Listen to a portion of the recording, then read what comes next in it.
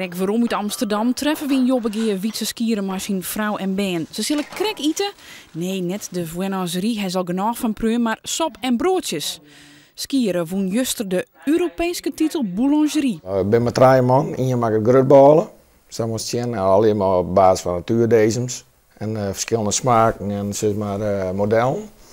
En je maakt een sierstuk.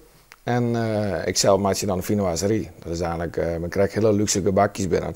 Maar dan van ballendaai. Maar een hele smaakcomponenten in de broodjes. Dat het een totaalplaatje wordt.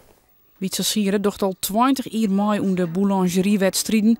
En daar gaat een soort tijd in zitten. Op de vrouwtitel naai had er alles woen. Het is voor hem nou dan ik wil genoeg. De vrouw moet er wel achter staan, hoor, dat kent ik net. Maar je bent wel een heel pretty fort.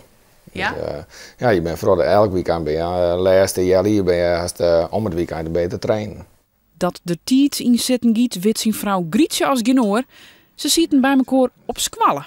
Met z'n beiden mochten we naar Duitsland aan te bakken. We waren ook al heel lang. Wat een mooi verhaal. Ja, prachtig hè? We krijgen een romansje. Ja. Liefde gaat door de maag. Ja, nou ik misschien wel. Nou wel misschien, dat weet ik niet. Skieren werkt als proefbakker bij Koopmans Molfabriek in Leeuwarden. Hij maakt een verzwaartje dat alles lekkerder wordt. En tja, altijd oefenen van die kampioenskippen, dan mat je als bij wel een heel soort preuwen. Toch? Mem, die eet ze meestal. En Henk en ik vinden ze eigenlijk net echt zo lekker. Dus. Vooral de croissants ik gewoon. En verder net echt. En vind je die lekker? Ja.